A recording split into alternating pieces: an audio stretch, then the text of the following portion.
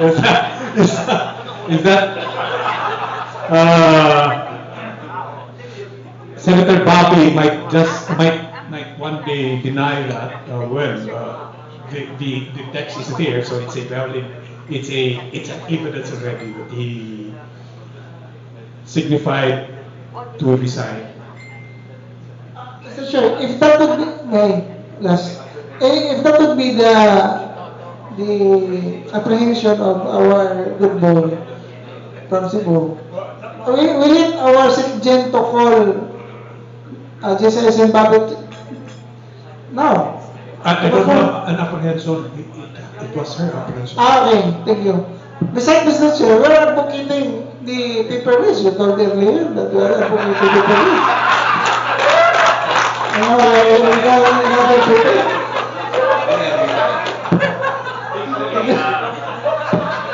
I throw that question na one ago para maiwasan natin yung issue na may defect yung appointment niya. Kasi somebody might raise that question na may written na may written na resignation letter ba na binigay sa natin Elecom Chair. Kasi kung minsan may mga tayo dito mga nag-question. So that's why I threw that question to the body kung okay sa inyo lahat. So the appointment of our good friend here, Senator Dante Santiago from San Juan, will become official. Okay.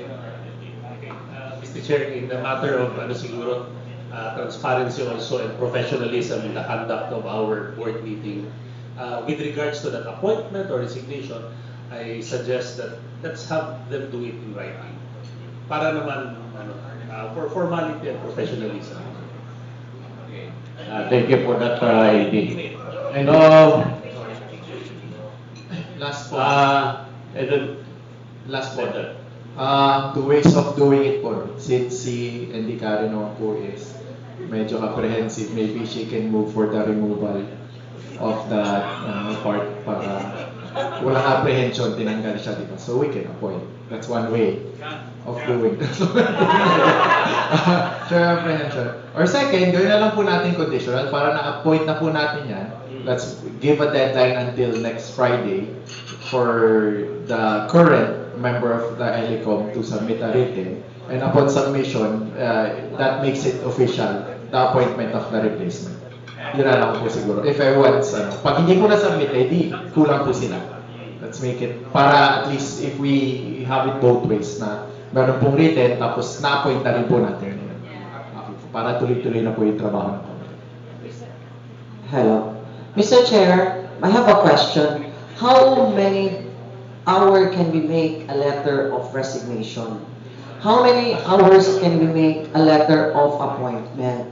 The secretariat is here. We can just let them draft it and then we all sign it and then ask him to accept. Dali lang naman siguro yan.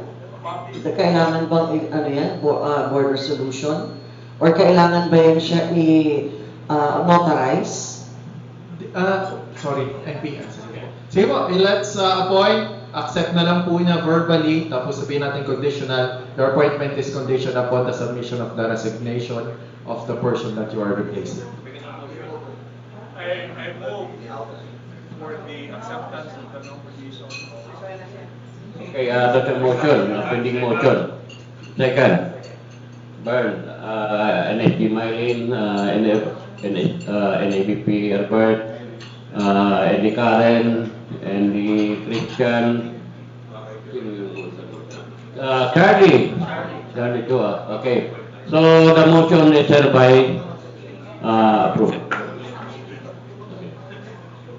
Sorry guys, announcement po, those people who are going to Oslo, which means that we're driving out of here right after the tow field, I hope you have checked out. Otherwise, you might be charged for another day. Opo. Ako po naka-check out na, yun na yung baggage ko. Okay, for our next report, we'll go to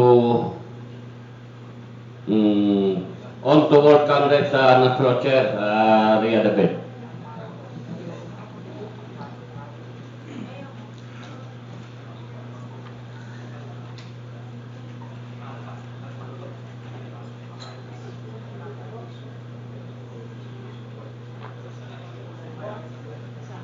Hello.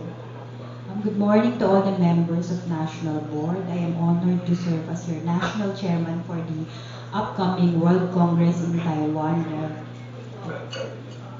This prestigious event will be held on October 29 to November 2 in Taoyuan, Taiwan. And erratum on my report, I submitted October 9.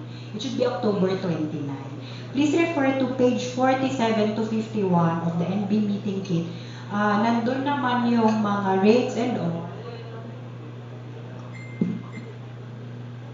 So I'm encouraging everyone to register na for the World Congress kasi up to August 31, it's around $560 for the regular package. That's approximately around 32,480 pesos na. So I'm encouraging everyone, yung mga mag-join ng WorldCon, mag-register na po tayo kasi after August 31, it will be $630 or approximately 36,540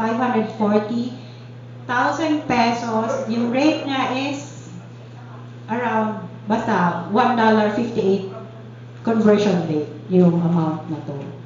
So, yun, as NSG Mylene said a while ago, na sana we can get the list na from the National Board and also the members na magpa-participate dun sa convention para we can arrange a tour for the JCI Senate Philippines delegation.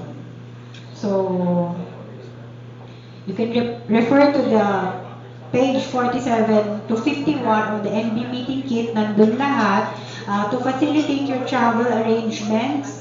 We're available to assist you with airline bookings, hotels. We also offer tour nga and packages.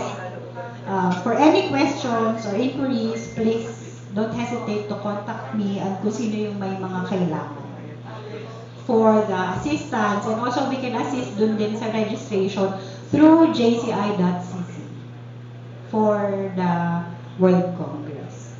So with that, I move for the acceptance of my will. There's a motion for the acceptance of Chief David's report, seconded by Mylene, Ernest, Charlie, Christian Paruan, Andy Boni, and Andy Luela. So the report of on to World Congress National Chair Rhea David is hereby accepted.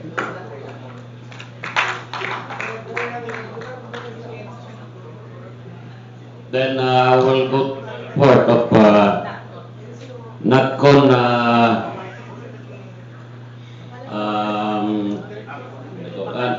from Makati, Andy Boni Abdul. May request for my written report is already in the group chat, Viber, and Messenger of of EDSA 2024. Yeah. This is to NPEDHM through NSG Mylene Direct, subject Metro NatCon Liaison Officers Report. We had a walkthrough of the AIM facilities and nearby hotels that have partnership agreement with the NatCon Organizing Committee last June 21, 2023. This was from 9 a.m. to 12 p.m. Among those who went with the JCISP group were, of course, our JCI National President, Senator Eddie Echem, NEVP Senator Herbert Tang, NSG Senator Mylene Dairit, NC Metro NatCon JCI Senator Aris Balanay, National Chair International Relations and Events JCI Senator Agnes Brazil, JCI Senator Romel Herodias, and JCI Senator Elton Sitan. Okay, so can somebody please help me raise the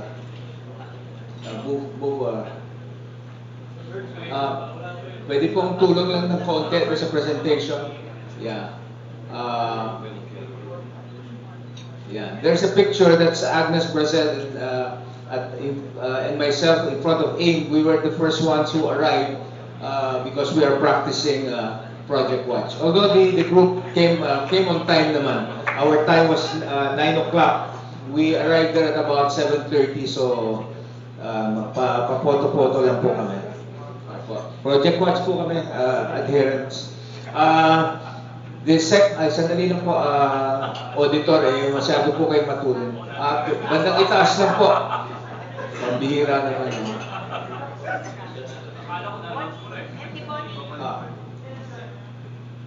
Okay, I'm going to declare a 5-minute recess. Okay, thank you po. Sige po, makinig lang po kayo, recess lang, pero hindi kayo aalis. This is the entourage that we had, as I mentioned the names earlier. Nandiyan po kami. This is the hotel of Dr. Elton Sitan, E Hotel, if I'm not mistaken. And then we also went to Astoria Greenbelt Hotel, and this is the E Hotel of Senator Elton. And this is another hotel, beautiful hotel, just almost adjacent to AIM facilities. I forgot the name though. Citadines, yeah. Taga Makati, alam ito. Taga Makati itong katabi ko. So, yeah. And so, these hotels are in the vicinity of AIM, along Pasay Road, most of them, except Citadine, which is really adjacent to AIM itself. And then, number 2, the latest number of NatCon registrants, Mr. Auditor, okay, grabe ang aking auditor pa ng Philippine JC Senate. Latest number of NatCon registrants, early birds were 200 JCI senators.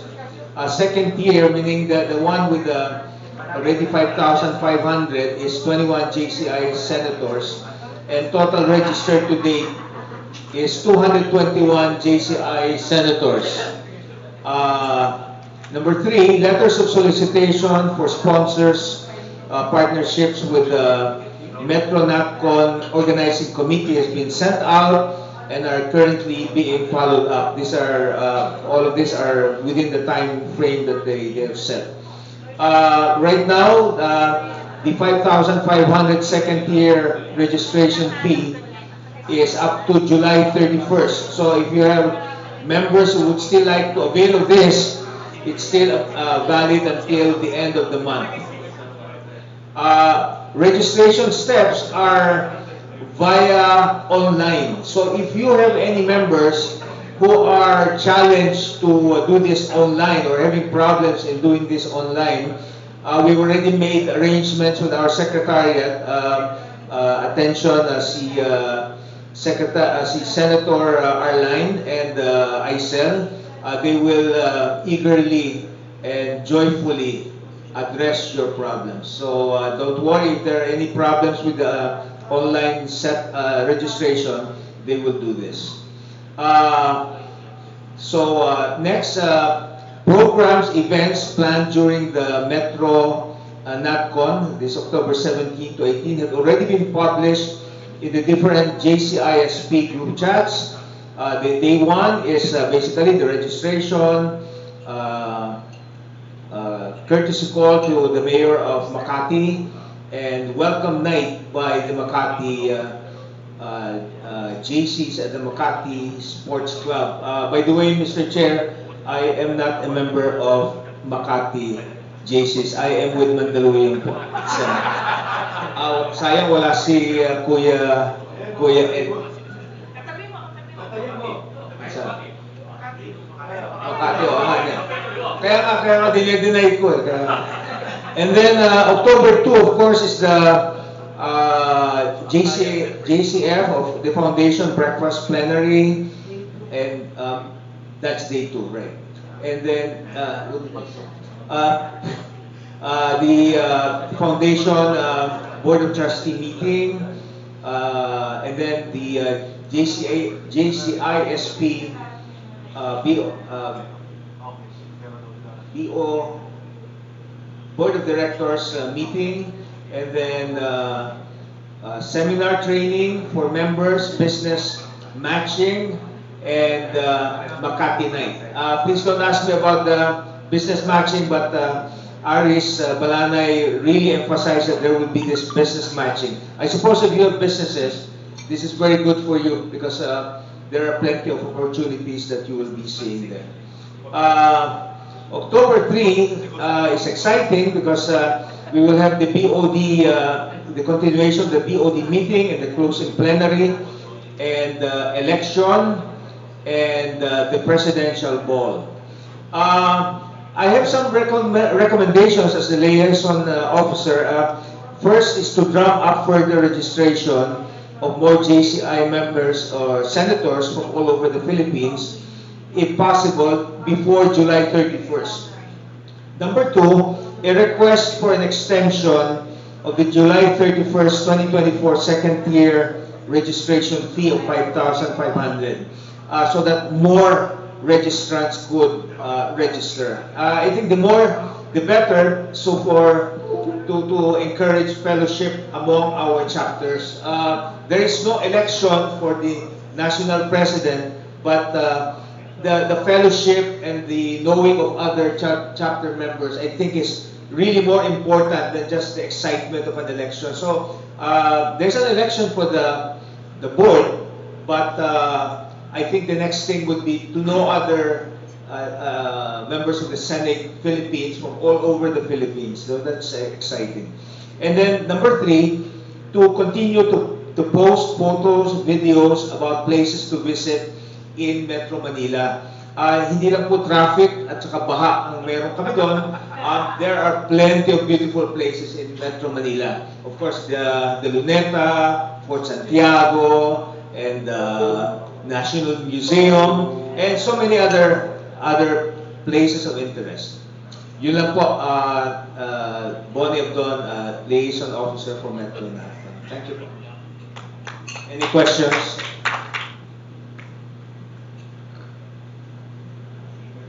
So, Andy Bonnie, you already finished your report? Yes, I'm through with my report. If there's any question, I'll be gladly turn over it to my colleague here, Danny, who's from Makati. Okay, so there's any more question about the upcoming national convention in Makati?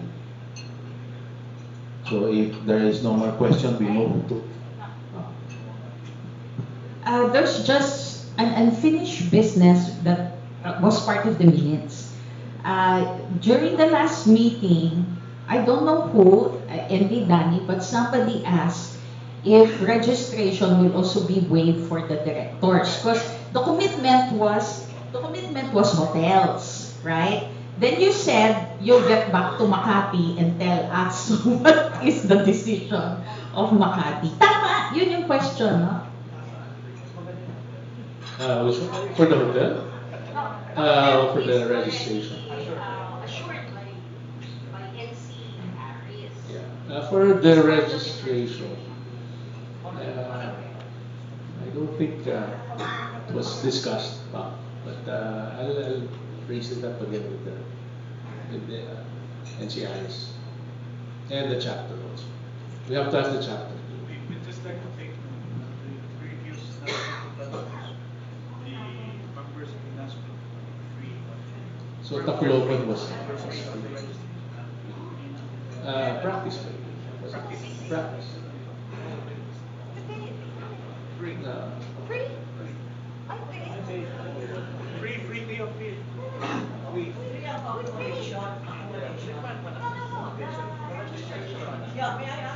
No, sa registration, we never have free. As my past experience serving the board, wala po. Ang free for the very first time was last year sa Tacloban. Accommodation po ang finiri last year sa Tacloban. Hindi natin po practice sa Senate board dito nagpapalibre. Sa regular lang po yun. But dito we pay on our own. But surprisingly, last year, of the Tacloban Convention, for the very first time, they announced a free accommodation for the directors. Even the national chairman are not included. In fact, I was a national chairman last year. Hindi po ako nagkaroon ng free room. Only elected mga directors lang. Mr. Chair. Thank you. May I ask something? Did I hear it right? You have a registered 200 senators as of today? 221. 121. So, doon masyado. Pag-iigit pa natin. Pag-iigit lang naman yan. Yeah. We try to, as suggested by ND Bot. Yes, I already included it in the ANIS in my recommendation that the organizing committee drum up support. Kaya nga, I was requesting also some photos, videos of Metro Manila na to increase the interest of our delegates to come and to fellowship with each other. Yeah, I think that's the more important thing.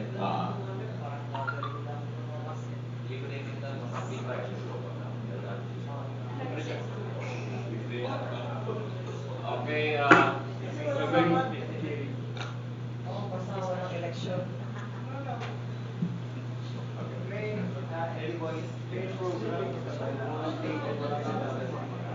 I posted it there already during my report, MVP, and it was sent to all group chats of JCI. Mr. Chair, if there are no other question, I move for the approval of and acceptance of my report. okay, we have to resume our formal meeting. So, motion? Yes,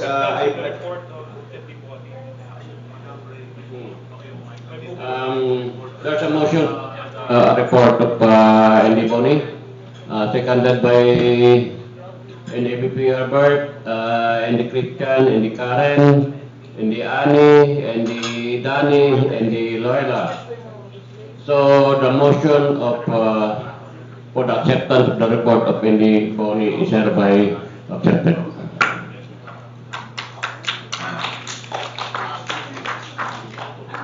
Mr. Chair, point of observation. May we request that when you look at who's giving the motion and second the motion, po ito ni Senator Dani sa akin.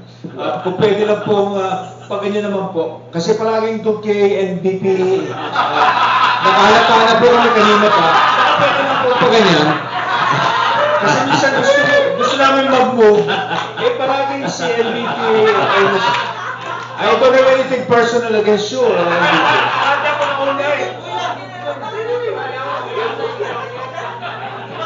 Parang left-handed si LP, left-handed siya. Wala ako to the next report. Letter I, Albert Atay for the report of our ASPAC Director. Good afternoon, members of the National Board, appointed officers, and National Committee chairpersons. I have had the privilege of attending the JCI Asia Pacific Conference in Siem Reap, Cambodia. This is my report. First, on the statistics. During the 2024 ASPAC, out of 4,787 delegates, JCI Philippines ranked 8 among the 18 NOMs with 105 registered delegates. From this 105 registered delegates, 34 registered delegates or 32.38% are JCI senators. Mind you, National Board, I went to Cambodia early. Nag-hunting rin ako ng mga senador na nandoon na walang balak mag-register. Pina-register ko sila. So yun ang ginawa ko. Medyo nag-pulis ako doon.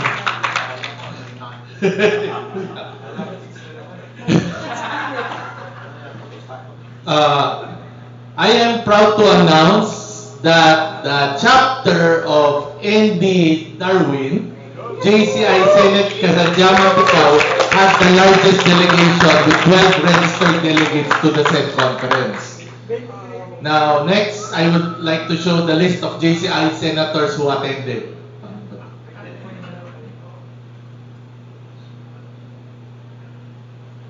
Okay, this was the updated list. So, of course, from Area 1, si Sen Boy Mac from Senate San Fernando, Sen Alex Sonsa, also from Senate San Fernando. Okay. Of course, from Metro Manila, si NP Boydi, yours truly, si Alex Dairit, si Cons Ignacio, si Joel Yorca, si Mark David, si Joe Pesquivia, si L.A. Sevilla. Area 3, South Luzon, si Isabel Reynoso, si Carl Toledo, and John Glenn Lee. Area 4, of course, si Glindo, Das Marinas. Area 5, sa Mindanao, si NP Mac. Of course, sila Teddy Garcia, si Dino Galido.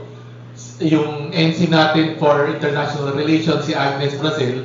Of course, yung chief delegate natin, si Darwin Manubad, si Janice Manubad, si Bernardo Nicolas Reyes, Annabel Reyes, Mario Luisa Calalang, Basilisa Bacala, Karel Padilla, Richie Rubio, Jules Bert Padilla, Jonalyn Tenorio, Giovanni Luage, si James Edward Montalban from Cagayan de Oro, si Johnny Santos ng Surigao, si Jessa Kang ng Surigao, si Kisi Besario ng Surigao, and si Ann Miranda ng Cagayan de Oro. So, I had to fill in the shoes of my predecessor. So, in 2 hours, I was able to make the write-up for the JCI Senate ASPAC newsletter. So, we have that in our JCI Senate ASPAC newsletter.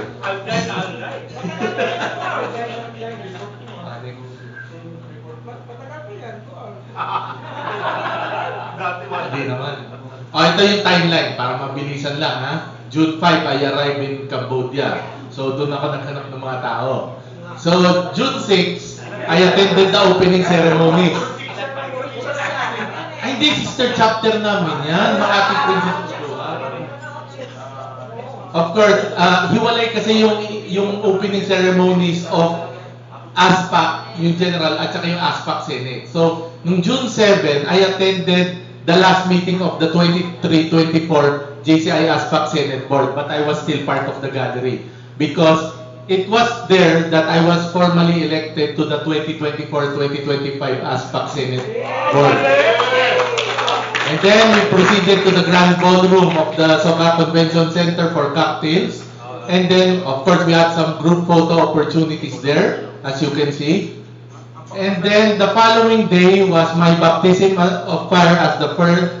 This was our first JCI ASPAC Senate Board meeting at the Romdon Room of the Soka Convention Center. Of course, I also attended the Senate Gala Dinner at the Soka Convention Center. Kasi medyo, siyempre yung mga senador doon na namamasyal, na medyo out of protocol ako, pinapicture ko si NP Boydi, kaya meron akong picture dyan. Kasi sabi ko magre-report ako. So, that's my picture in action. Of course, that was our group picture. And then, it was during the ASPAC Senate Gala Dinner that I was inducted into the ASPAC Senate Board. As you all know, in the ASPAC Senate, the term of an ASPAC Senate Director is 2024 to 2025 kasi fiscal year. So, it starts from ASPAC and then ends in the following ASPAC. So, yung graduation ko would be next year sa ASPAC Senate Mongolia. Walang ano doon, walang visa doon, kaya mukhang maraming pupunta. Hindi, maraming chicks doon. Okay. So, of course, let that our Chairman finish his report. Kasi mauubusan na tayo dito ng oras. So, we have to finish on time. We are 1:35. Of course, after the Senate Gala, I still attended the Philippine Night. Doon sa Philippine Night 10. And then from there, dire-diretso na ako sa Manila Night, doon sa Pub Street. So from there, dire-diretso na ako nagbihis papunta ng airport, pabalik. So, I make the most out of my stay there. So I will also be present in the WorldCon this October 29 to November 2. So this is my report, Mr. Chair. I would like to solicit a motion for the acceptance of my report. There's a motion to accept the report of our director, PAC director, seconded by NAPP, and then Mylene, NT, Interburn, MVP Rico, Andy Luela, Andy Dani, Andy Boni, Andy Ani, and then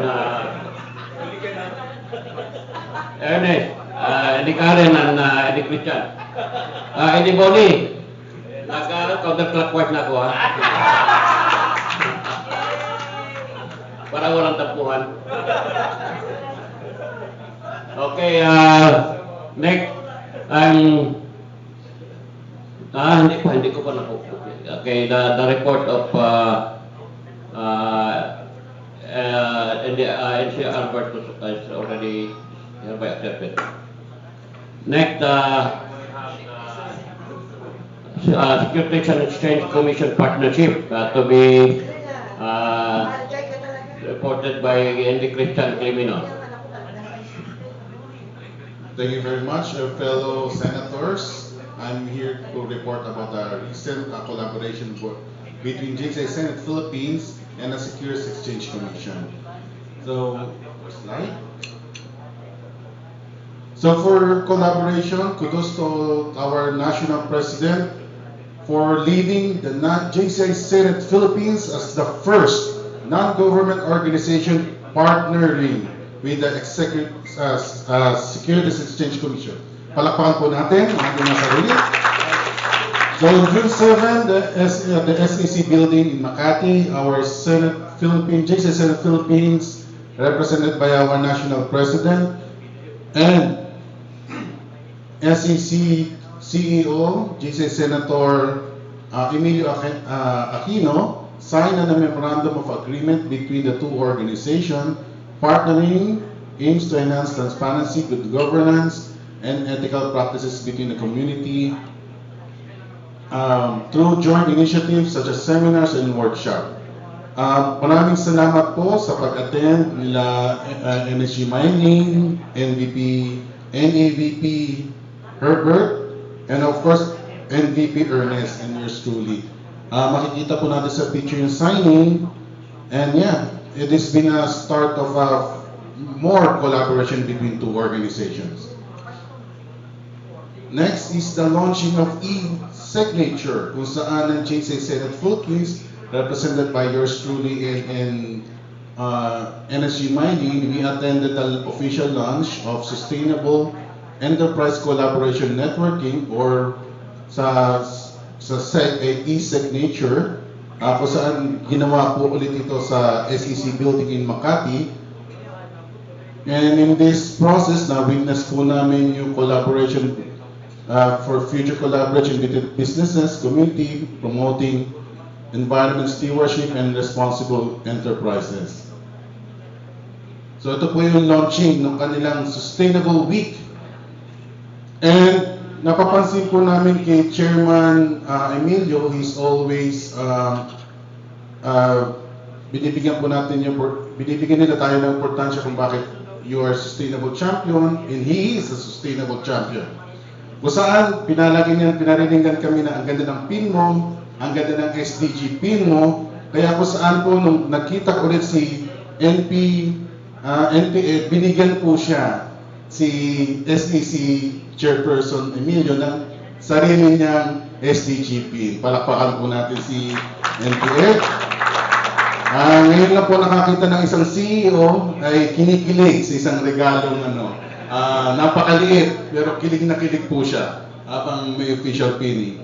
And then on July 17, yours truly and our National President witnessed an SEC digital initiatives by kung saan nagkaroon po ng sharings digitally ang SEC and BIR, at ito po yung pinaka-testing ground nila kung paano magkakaroon ng sharing of data. Kung saan dito rin po na-realize ng ating National President ang importance of sustainability. Kaya po doon din siya nagkaroon ng idea na the organization must be sustainable and practice sustainability on our everyday lives and of course on our national board meeting. Kaya nag-aral po tayo sa paperless meeting sa Pudos NPED. Next. So what's next? So upon continuous talking with the SEC in behalf of Sir David, GSA Philippines and SEC will have a project because sana SEC can. Ano po ba ito? This partnership will have future collaboration for financial education for the grassroots of Philippines, kung saan isa po tayo sa mag-i-inform about fraudulence or fraud company awareness and awareness for pyramid scamming. Hanggang ngayon po pala, mayroon pa rin pyramid scamming lalo na sa pinaka-far-flung location ng ating bansa. So yun po ang feature of ngayon po magkakaroon pa rin kami ng series of talks. This has been a long process for GSA Senate Philippines, pero masabi ko, it is very proud that we started it. This year po nagsimula yun. So with the Madam Chair, Mr. Chair, we're proud that under the 17 goals of SDG, nakuha natin yung partnership for goals, which is SDG 17, and responsible consumption, SDG goals number 12. So with that, Mr. Chair, I move for the inclusion of my report and tonight's minutes. There's a motion for the acceptance of the report of Andy Christian, seconded by NVP Herbert, then MVP Dusak, Andy Byrne, Andy Loela, Andy Dani, Andy Boni, Andy Charlie, Andy Christian, Andy Karen, and MVP Ernest. So the motion is hereby accepted.